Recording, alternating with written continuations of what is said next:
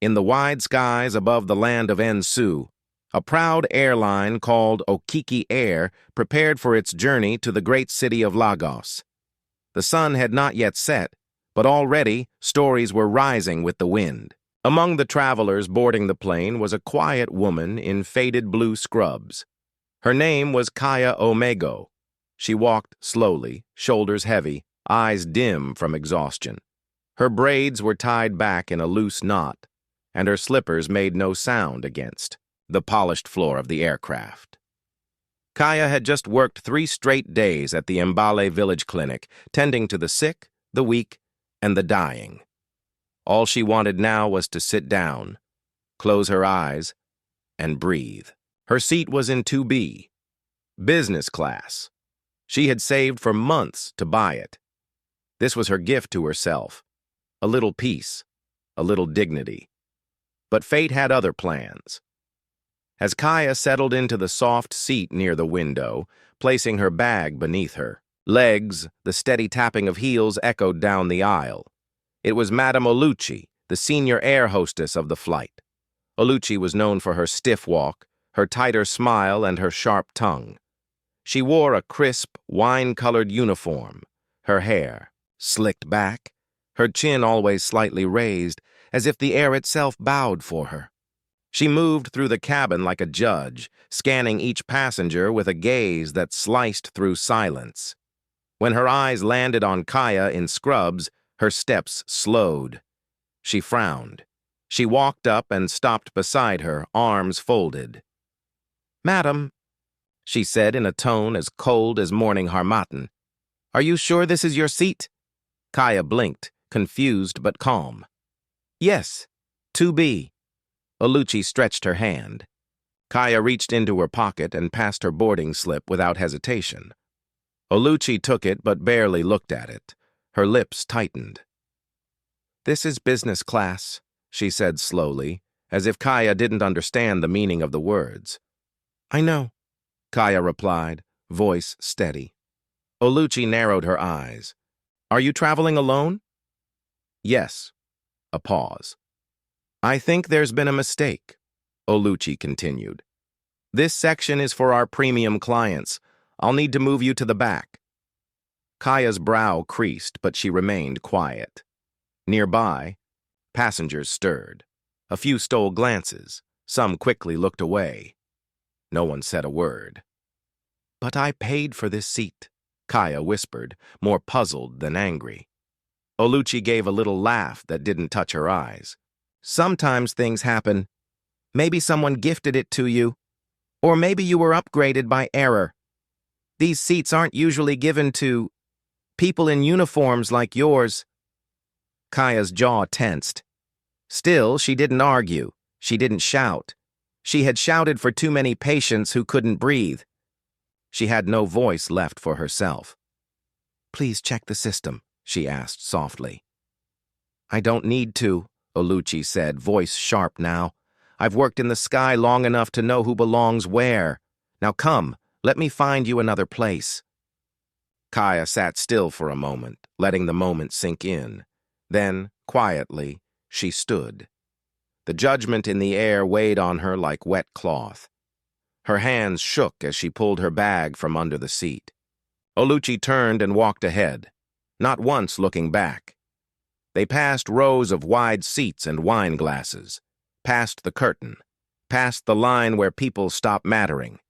She led Kaya to the back, to a seat by the toilet where the hum of the engine was loudest and the legroom was none. "Sit here," Oluchi said, motioning without emotion. Kaya sat down. She placed her bag in front of her, and she stared out the window, her heart full of silence, her mind full of questions.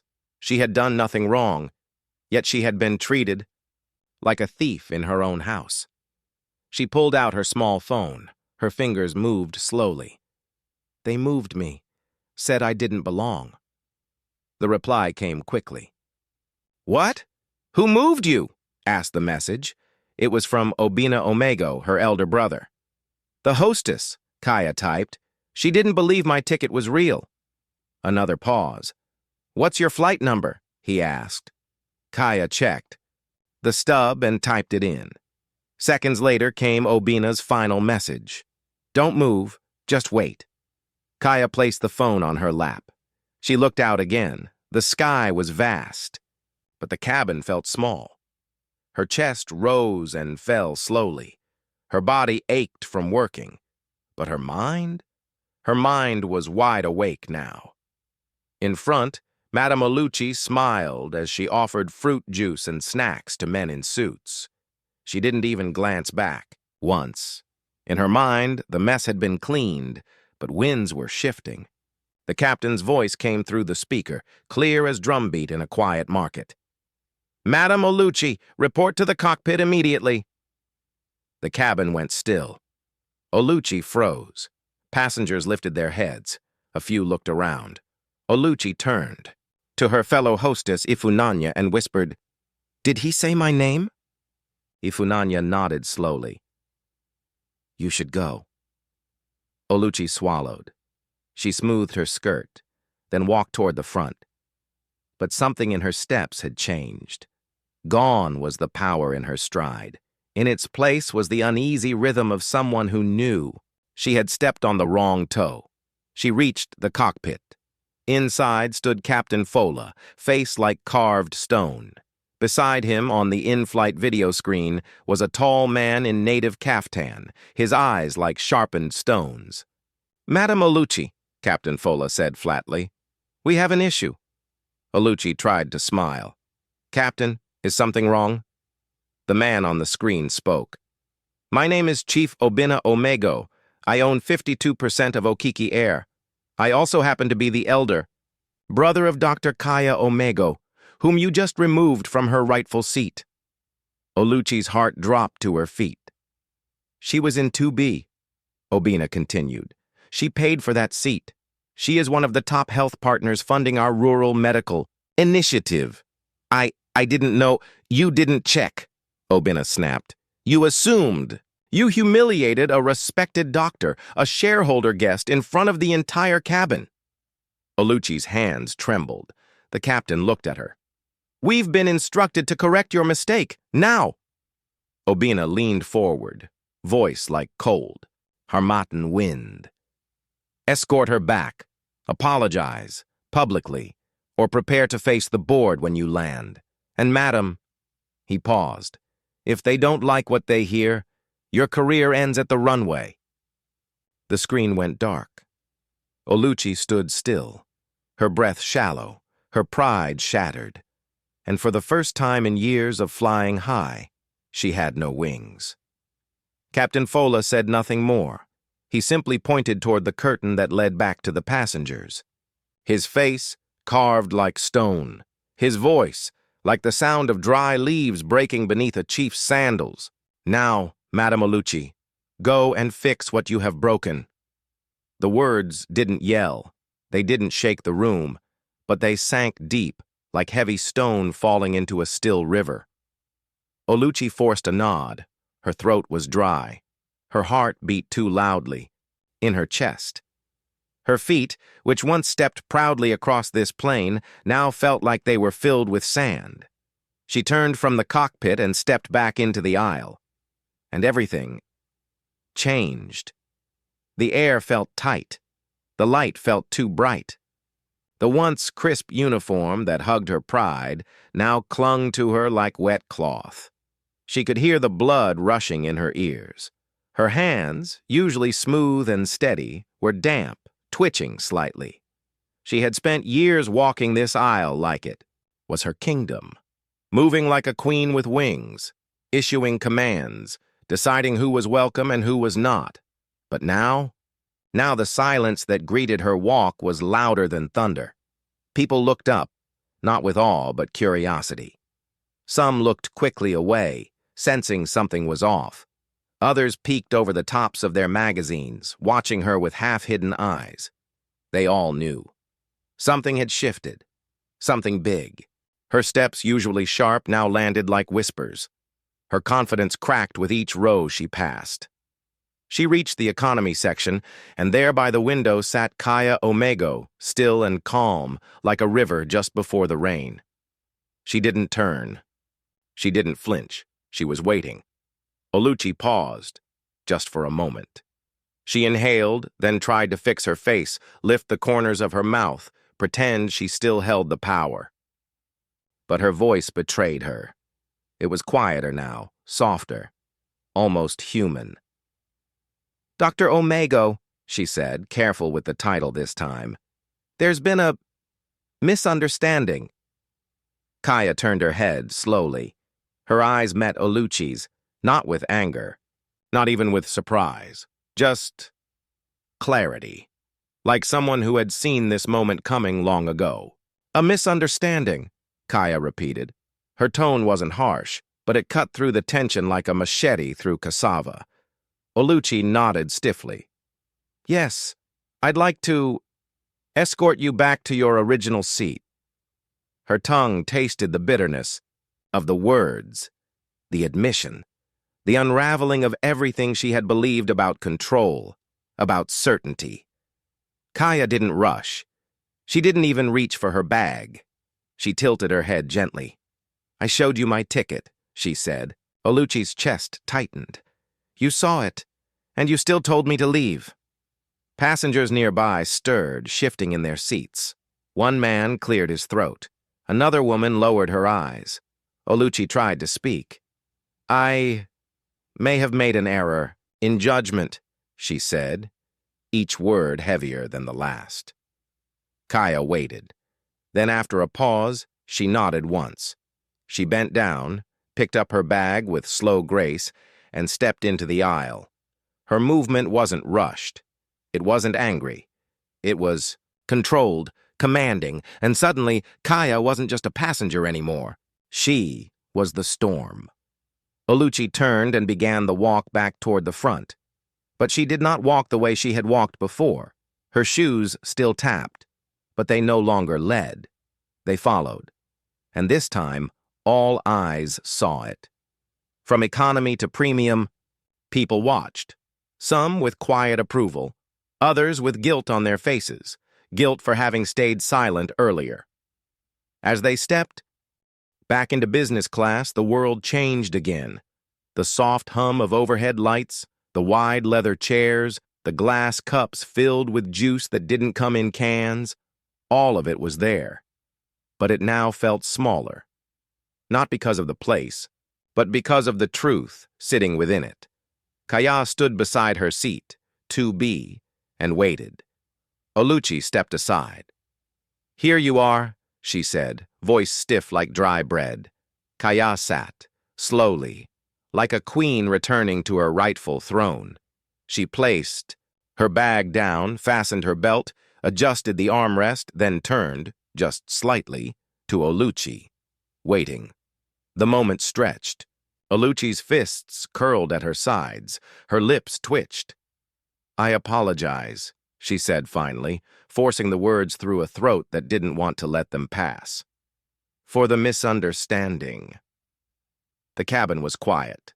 A few passengers glanced up. One man raised an eyebrow. Kaya nodded. But her silence said more than any speech could. "A misunderstanding," she echoed. Her voice was soft, but her gaze didn't blink. "That's what you're calling it." Oluchi's chest rose and fell once. Kaya continued, "You didn't question anyone else's seat, just mine." Her voice didn't rise, it didn't accuse.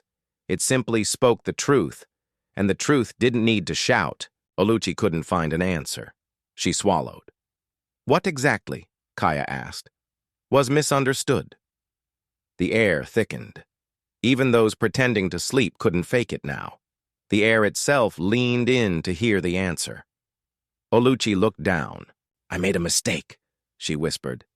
Kaya stared for a moment longer, then turned away. Conversation over. No explosion, no scolding.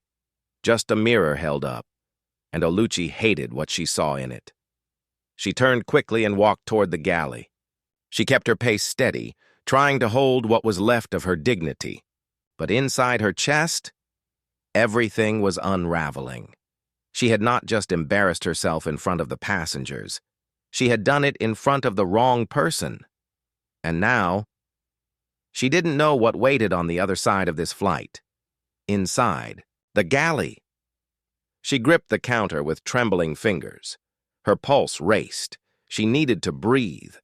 But her lungs had no space. She had issued apologies before, but never like this. Not public, not powerless. A voice startled her. "You really messed up this time." She turned. It was Ifunanya, the junior flight hostess who had been watching everything from the start. Oluchi narrowed her eyes. "I don't need a lecture." Ifunanya shrugged. "I'm not lecturing. I'm wondering how you'll fix this when we land." Oluchi said nothing. And then, the phone rang. She picked it up with shaking hands. It was Chief Obina. His voice came through like the cold splash of river water before dawn. "I want you to listen carefully," he said, "because what happens next depends on what you do now." Oluchi squeezed her eyes shut. "From now until we land," he continued, "you will treat my sister exactly as you treat every other business class guest. With dignity, with care. Not because I told you, but because it should have happened from the beginning." Oluchi nodded, even though he couldn't see her. "Yes, sir." "And when we land," Obina added, his voice cold as the tip of a spear, "you will face the executive board. You will explain every decision you made. And if I don't like what I hear—" He paused. "You will not wear that uniform again." The call ended. The silence returned, but now it had weight. Oluchi lowered the receiver slowly. Her legs felt weak. Her hands gripped the counter again, harder than before. The aircraft walls felt closer, tighter, like the space itself was shrinking. She had spent years controlling these aisles. Now she was trapped inside them. Ifunanya didn't speak. She didn't need to. Oluchi exhaled sharply, straightened her collar, and forced herself to move. One foot, then another. Just keep moving.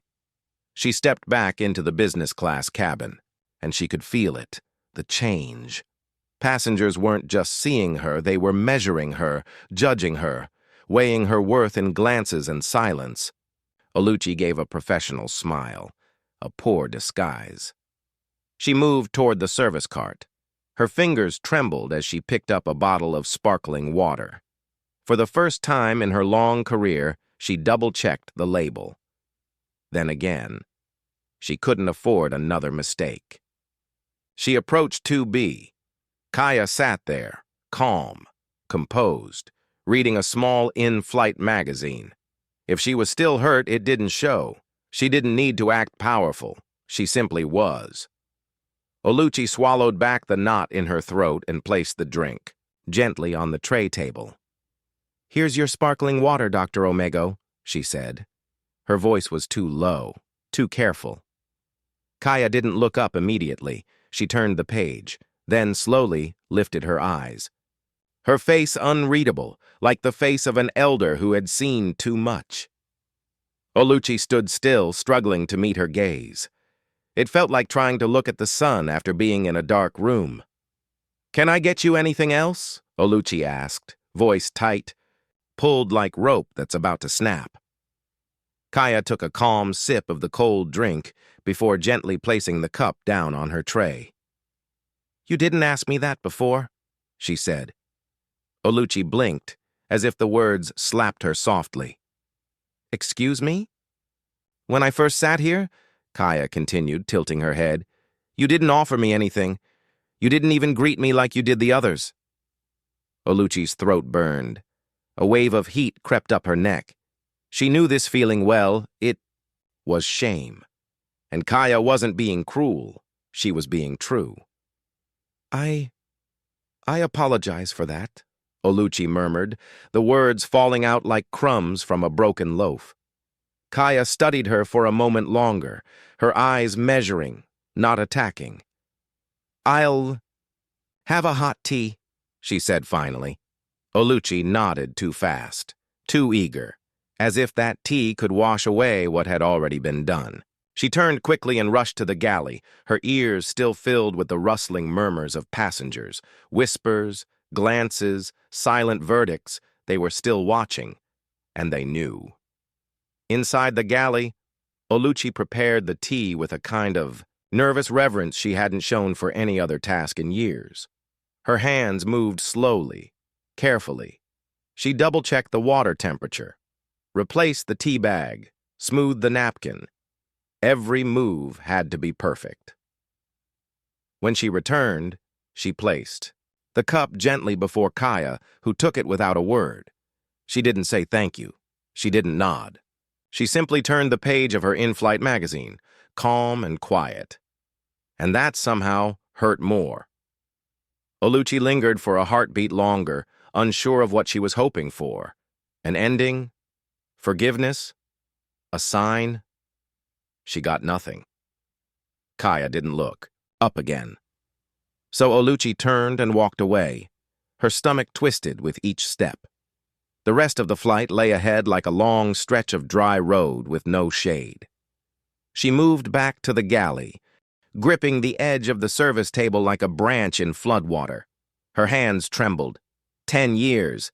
10 years she had spent upholding rules, keeping passengers in line, correcting others. But now, she was the one being corrected, silently, thoroughly, and publicly. She glanced at the small wall clock above the food station. 2 more hours. 2 more hours until the plane would land. 2 more hours of being watched by people who no longer saw her as the one in charge.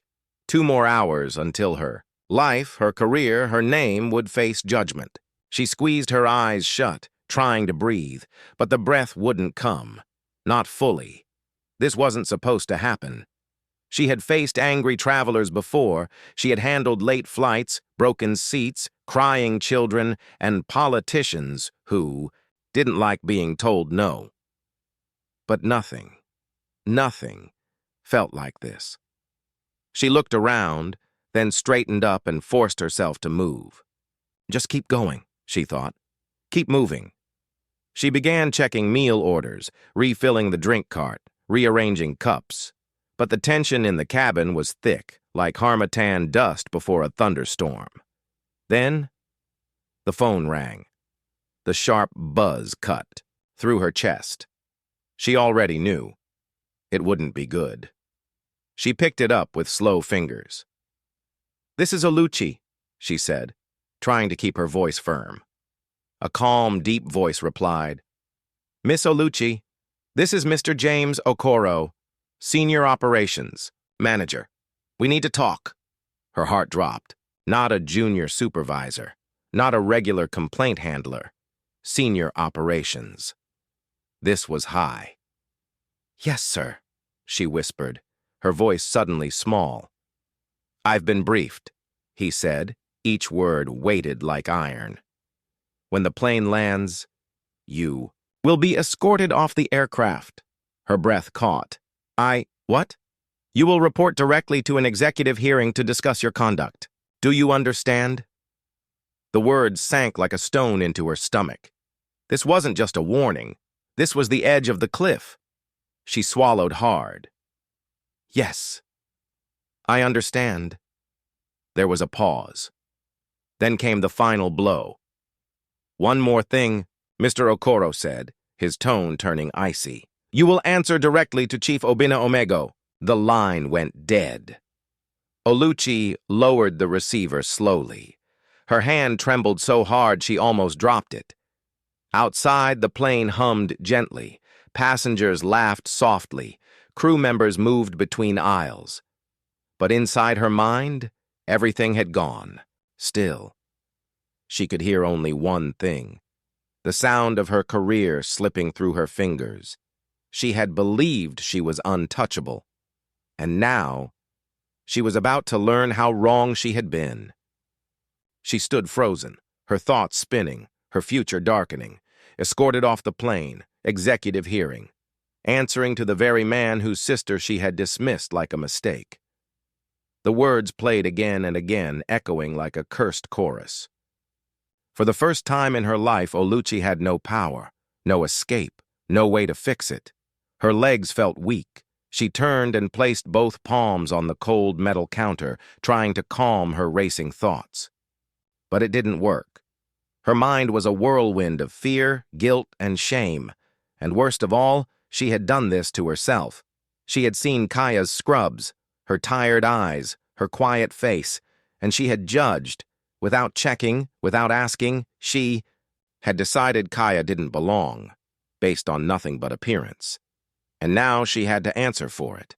She could already see it, the landing. Security waiting at the gate. Her name called out. Her walk of shame. The passengers would watch. The crew would whisper. And she would be the example. She clenched her stomach as it twisted violently. This wasn't just losing a job. This was public disgrace. Suddenly, she felt a presence behind her. She turned, expecting another crew member. It wasn't. It was Kaya. Oluchi's breath caught in her throat. She hadn't expected this, hadn't expected Kaya to come to her. They stood in silence for a long moment, then Kaya spoke. "I assume you got the call?" Oluchi nodded stiffly. "Yes." Kaya studied her face for a beat, then exhaled. "I don't enjoy seeing people lose their jobs," she said softly. "But I do believe in accountability." Oluchi's throat tightened. "What do you think is going to happen when we land?" Kaya asked. Oluchi hesitated. She already knew the answer. "I'll be facing an executive review," she said quietly. Kaya tilted her head. "And then what?"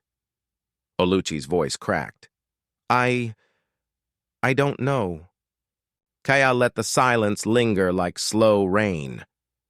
Then she spoke again. "Let me ask you something, Miss Oluchi," she said, using the name the way one would use salt, just enough to sting. "When you told me to move, what was going through your mind?" Oluchi froze. "Did you even consider I belonged in that seat?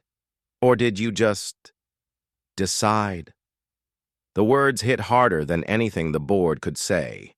Oluchi wanted to defend herself, wanted to say she was following policy, that it was just a mistake.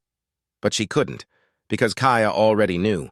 She had looked at Kaya's clothes, her tired face, and she had assumed. Oluchi let out a long, broken breath. "I made an assumption." Kaya nodded, as if that answer had already lived in her chest. "And do you understand now why that was wrong?" The air around them held its breath. Oluchi swallowed hard. "Yes," she whispered. Kaya studied her one last time, then simply nodded. "Good." She turned and walked away, back to the front of the plane, back to where she had always belonged. And Oluchi was left standing there, breath shallow, chest tight, because this wasn't just fear of what was coming. It was the realization that what had happened had come from her. For the first time in all her years wearing that polished uniform, Madame Oluchi was no longer just afraid of losing her job. She was terrified of what it would mean to no longer wear it. This wasn't about her monthly salary. It wasn't about the stripes on her shoulder or the years spent rising through the ranks of Okeki Air. No, it was about identity, about the woman she thought she was. And now, standing alone in the cold galley of the plane, surrounded by metal trays and humming. "Lights!" Oluchi asked herself a question she had never dared to ask. Had she truly earned the power she carried all these years? Her chest tightened. She leaned against the storage cabinet. For a long time, she had moved through the sky with the confidence of a queen. She believed she knew what was right, who deserved what seat, and who didn't.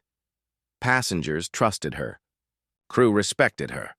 And in her mind, she was always on the side of order. But now, she wasn't sure of anything. A voice broke the silence like a knock on a sacred drum. "Miss Oluchi." She flinched. Turning quickly, she found Ifunanya, the younger flight hostess, standing near the curtain. Her arms were crossed, her face unreadable. Oluchi braced herself for another scolding, but Ifunanya didn't speak right away. She just stared at Oluchi. Quiet. Measuring. Then she sighed and spoke gently. When I first joined the crew, I thought you were one of the best. The way you handled things. So fast. So sure. You never let passengers bend the rules. You always looked like you had everything under control. Oluchi frowned, caught off guard. What are you saying? She asked. I admired that, Ifunanya said. In a way. Oluchi's throat tightened. The praise didn't comfort her. It stung, because she knew what was coming next. And it came. But now, Ifunanya continued, I see that confidence wasn't always a good thing. Oluchi's stomach twisted. What do you mean? Ifunanya leaned against the opposite wall, folding her arms. You didn't even hesitate when you told Dr. Kaya to move. You didn't pause. You didn't ask. You didn't check. Not even when she showed you the ticket. She paused. That's not confidence, Oluchi, that's arrogance. The words hit hard, like a slap without a hand. Oluchi tried to speak. Nothing came out, because deep down she knew it was true. She had already decided Kaya didn't belong. Before a single word was spoken. She had made up her mind before she even approached her seat. Ifunanya tilted her head slightly. The real question is, do you even know why you did it? Oluchi stiffened. She wished she had a clean answer. Maybe she was tired. Maybe she was just trying to do her job. Maybe... No. The truth was worse. She had looked at Kaya, at the worn scrubs, the weary face, the quiet posture, and she had assumed this woman couldn't possibly belong in the section meant for polished suits and perfume. And she hadn't even realized she was doing it. The realization crashed into her like a raging wave. Her knees weakened. Her breath turned shallow. Ifunanya must have seen it on her face because she gave a knowing nod. Yeah, she said softly. That's what I thought. Oluchi turned, her gaze away, unable to meet her colleague's eyes. Silence filled the space. Then Ifunanya spoke again, quieter this time. You know, if this had just been a mistake, I don't think Chief Obina would have stepped in. Rich people usually don't. Oluchi looked up. What? Ifunanya shrugged. If this had only been about moving someone from one seat to another, maybe you'd get a warning. Maybe a few weeks off. But an executive hearing? She let out a small breath. That means this is bigger than one error. It's about everything it represents. Oluchi's pulse raced. Something bigger. Her stomach churned violently, because she knew Ifunanya was right. Kaya had been lucky. She had a powerful brother, a man who could call the cockpit and turn the skies upside down with one message. But how many others had there been? How many travelers had Oluchi judged in silence? How many had walked past her, feeling smaller because of a look, a gesture, a cold tone? She clenched her jaw. This wasn't about today. It was about years of quiet, unchecked decisions. She turned back toward the counter, needing something, anything to lean on. It felt like the whole truth had finally broken through the walls she had built around herself. A whole decade of discipline and pride, undone by a single flight. Ifunanya stepped closer. I guess the only thing left to ask is this, she said. If you could go back and fix it, would you? Oluchi didn't answer. Her lips parted, but no sound came. Because she didn't know anymore. What she did know was that when this plane landed, she wouldn't just be defending her job.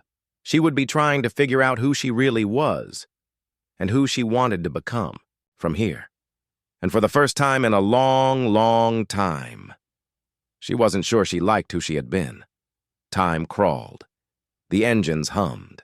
The sound of tinkling ice and distant conversations blended into a low haze. But inside Oluchi's chest, a storm raged, Every word Ifunanya had said, every glance Kaya had given, every silent judgment from the passengers. It peeled away layers of certainty she once wore like armor. Now she stood exposed. And the worst part? She had no one to blame but herself. She peeked through the curtain at the business class cabin. There by the window, Kaya sat, sipping her tea. Still, calm. She wasn't talking to anyone. She wasn't making a scene. She had won this battle without shouting, without demanding anything, without lifting a single finger in anger. That made it worse. Oluchi had dealt with difficult passengers before. Those who barked orders, who acted like money could erase rules. She had put them in place, proudly, swiftly. But Kaya hadn't been like that. She had simply existed. And even then, Oluchi had decided she didn't belong. A sick feeling rose in her throat. This wasn't about a seat. It was about power. And, for once, Oluchi was the one without it. She turned to the service cart, pretending to check supplies, but her hands wouldn't stop trembling. Then another voice shattered the fog. "Excuse me." Oluchi turned with a jolt. A man sat near the aisle, dressed in a crisp agbada with gold-threaded patterns. Mid-50s, calm eyes, a face that spoke of wealth and comfort. It was Mr. Bennett, a longtime passenger. "I was wondering if I could get another whiskey," he said, swirling the ice in his glass. Oluchi nodded. "Of course, sir." She moved carefully, pouring the drink slowly, willing her hands not to shake. She placed it down gently. Mr. Bennett took a slow sip, then smiled. "Quite the show back there." Oluchi's chest tightened.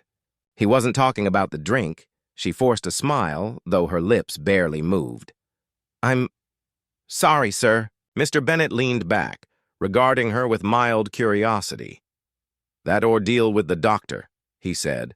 "I was watching." He paused. So was everyone else. Oluchi felt her face go cold. She had known eyes were watching, but hearing it, aloud pierced something deeper. Mr. Bennett swirled his drink. "I've been flying this airline for years, seen many things, but I've never seen a flight hostess forced to walk someone back to their seat like that." Oluchi swallowed. "Must have been humiliating," he added. She gritted her teeth. It was, but she wouldn't admit it. Instead, she offered the only defense she had left. "I was just following orders." Mr. Bennett gave a dry chuckle. "Sure you were." Then he leaned forward, lowering his voice. "You made a bad call. Now, you're paying for it." His eyes flicked toward Kaya. "That woman? She has power. And her brother?" He shook his head slowly. "Even more." He looked Oluchi dead in the eyes. "And you? I wouldn't be surprised if this is your last flight in that uniform." Oluchi's hands trembled. "That's how it works, isn't it?" he continued. "People like them make the rules. People like you enforce them.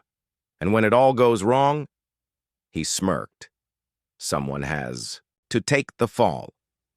Oluchi felt her breath stop. Because he was right. She had spent years living by a code, but it wasn't written anywhere. It was passed through stares, through tone, through expectation. And when it turned out to be wrong, she was the one being burned. Her stomach twisted, not from fear of job loss, but from something worse. Clarity. She had helped protect a system that quietly pushed people down. Now that same system was turning on her. She turned abruptly. "Excuse me," she muttered, and nearly fled toward the galley. She needed space. She needed to think. For the first time, she wasn't just worried about what would happen when they landed. She was questioning everything. Gripping the counter with pale fingers, Oluchi struggled to breathe. Her thoughts spun, haunted by Mr. Bennett's words. "People like them make the rules. People like you enforce them." Her stomach curled inward. He was right. She had believed she held power. But all along, she had just been a guard at someone else's gate. And now that gate was closing behind her. But now, for the first time in her skybound career, Oluchi realized something terrifying. She had no control at all. She wasn't a queen of the cabin anymore. She was just a small piece in a bigger game. A game of silent rules passed through. Nods and glances. Not books or handbooks. Rules that whispered who belonged and who didn't. And because of them, she had pushed out the wrong person. Her stomach turned. Because if she could be so blind today, with power watching, how many days had passed where no one was there to correct her? She thought of the well-dressed businessmen she'd smiled at, of the struggling travelers she barely glanced at, of the quiet boy she once told to sit back in economy without checking his ticket, and now of Kaya, the woman in scrubs. Would she have done the same if Kaya had walked in with a designer scarf and red-bottom shoes? No, Oluchi whispered to herself. I wouldn't have. The truth burned. She squeezed her eyes shut, hands gripping the cold countertop of the galley, her knuckles pale. For years she believed she was simply upholding order. But now? Now she feared she had only been enforcing her own assumptions.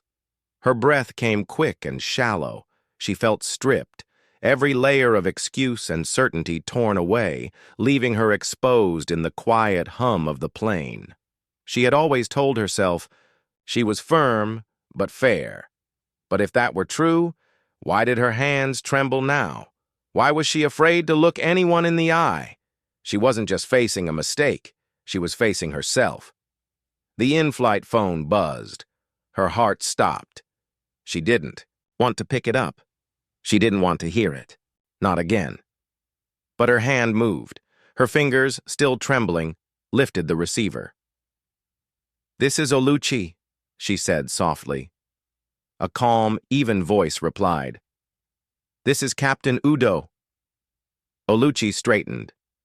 "You should prepare for landing," he continued. "The board has confirmed. Upon arrival, security will escort you off the plane." The line between her lips went dry. So this was it. It wasn't a warning, not a delay, not a maybe. It was done. She tightened her grip on the phone. "Captain, use the rest of this flight," he interrupted gently, "to think carefully about what you'll say, because Obina Okoye will be there, waiting, and I doubt he'll accept excuses." Then silence. The call ended. Oluchi lowered the phone slowly, her breath shallow, her hands trembling so badly she almost dropped it. She stared at nothing. Her entire world, built over a decade, was about to crumble the moment wheels touched earth. Her legs wobbled as she turned and clutched the counter for balance. Think, Oluchi, think. But there was no way out, no magic fix. Kaya hadn't shouted. She hadn't screamed. She had just waited for the truth to catch up. And now it had. Oluchi took a shaky breath. Each second pressed harder on her ribs. She peeked through the curtain. Kaya sat in her seat, back straight, eyes focused on the clouds outside. She looked peaceful. But Oluchi knew that peace had weight. She clenched her jaw. She had treated Kaya like a trespasser. And now Oluchi was the one about to be removed. The irony stabbed deeper than she thought she could feel. Maybe protocol had never been the problem. Maybe the problem had been me all along. The moment she admitted it, her stomach twisted. She turned away from her reflection in the shiny kettle on the galley wall. She couldn't face herself. The captain's voice came over the intercom. "Ladies and gentlemen, we are beginning our descent into Lagos. Please fasten your seatbelts. Tray tables up. Flight crew, prepare the cabin for landing." Oluchi's hands trembled as she reached for the checklist. She had done this hundreds of times. But now it felt empty, routine, hollow. Her uniform once made her proud. Now it felt like a mask, like something she didn't deserve to wear. Her stomach tightened as she imagined the next steps. Security waiting, passengers watching, being led out like a thief, like someone unworthy of the wings on her chest. And, beyond that, a boardroom, Obinna Okoye, a man with the power to end her career with one sentence. She swallowed hard, the nausea rising again. She had never stood in front of a judge. Now she was about to. She braced herself and walked through the aisle. The energy had changed. No one stared openly, but she could feel their glances, their silent judgment, their knowing. She reached Kaya's row. The doctor still stared calmly out the window. The setting sun reflected off the glass like a quiet fire. Oluchi's throat burned. She wanted to say something, anything more than that empty apology from earlier. But how do you say sorry for something that can't be undone? She opened her mouth. Kaya turned to her. No expression, no bitterness, just stillness.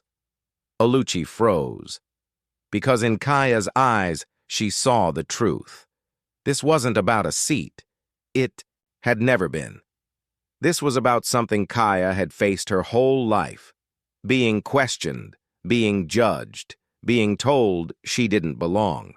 And now she waited, not for the plane to land, but to see if Oluchi would say something real, not professional, not polite, not rehearsed. Real. The plane shuddered, landing gear down. One last moment. Oluchi took a breath. I was wrong. The words came out quieter than she expected. Kaya blinked. Excuse me? She said. I was wrong, Oluchi repeated, her voice shaking but honest. About you. About everything. Kaya didn't speak right away. She simply stared, studying Oluchi like she was waiting to see if she meant it. I didn't check the system, Oluchi confessed. I saw your scrubs. I saw your tired eyes, and I assumed you didn't belong. Here. I didn't even stop to think. I thought I was right. I thought I knew. The words felt like she was peeling her skin away. Raw. Painful. Kaya didn't respond immediately. Then she nodded. Just once. It was enough. Oluchi didn't know if it would change anything, but saying it aloud felt like the only right thing left to do. She had spent years thinking she was always right, but now she finally understood. Being right is not the same as being just. The plane touched down, soft but certain. The descent was over, but for Oluchi, her reckoning had just begun.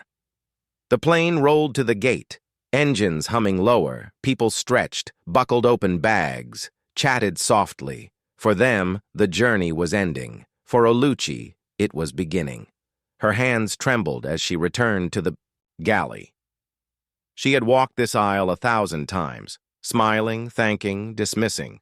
But now she was walking into a room where she would have no voice, no control, just consequences. The intercom chimed one last time. Welcome to Lagos. Thank you for flying with us. Please remain seated until the seatbelt sign has been switched off. Ding. Seatbelts clicked. Overhead bins opened. But Oluchi barely heard them. She saw what was ahead. Through the narrow door beyond the cockpit, she spotted them. 2 security, officers, waiting at the bridge, still, silent, but there for one reason only. Her throat tightened. She stood still as passengers began to move around her. No one said a word, but everyone knew. Oluchi wasn't walking off this plane as a flight hostess today. She was walking off as something else. Her eyes flicked toward Kaya, still seated, still calm, still unreadable. Oluchi thought of saying more. But what more was there? Kaya had heard the truth. Now everything that came next was no longer in Oluchi's hands. Kaya stood gracefully, lifted her bag with practiced ease. She didn't need to raise her voice. She didn't need to threaten. Her power was quiet, heavy, respected. As she stepped into the aisle, Kaya paused, turned, looked at Oluchi, and said simply, I hope you learn from this. Then she walked away, joining the stream of passengers, not rushing, not hiding. Oluchi swallowed. Would she learn? Would it matter if she did? She didn't know, because no amount of truth could undo the pain already caused. The cabin emptied, the last traveler gone, and Oluchi stood at the threshold of the aircraft, staring at the open door like it was the edge of a cliff. She had always walked off planes tall, head high, steps firm. Now her feet wouldn't move. She took one breath, then another, then stepped forward. The moment she did, one guard nodded. "Miss Oluchi?" She nodded back. "Yes. We need you to come with us." She expected it. Still, hearing it out loud felt like a cut. They didn't grab her, didn't make a scene. But as she walked through the tunnel into the terminal, she felt every single eye. Passengers who had watched the confrontation, flight crews from other planes, ground staff, all of them. Watching as Oluchi, once the most feared and respected hostess in the air, was now the one being escorted away. Her face burned. She wanted to vanish, but she kept walking, step by step, until they turned a corner. And there, waiting in front of the private executive lounge, stood Obina Okoye, tall, still, in a suit tailored like armor. His hands were in his pockets, his expression blank, controlled, heavy. This was the man she had wronged, not by words, but by what she chose not to see.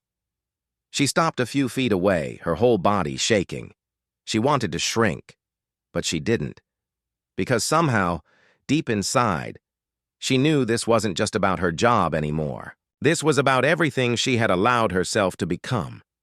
The doors opened, and Oluchi stepped inside. The reckoning had begun. Never judge someone by how they look or what they wear. True worth is not always loud. Sometimes it sits quietly in strength.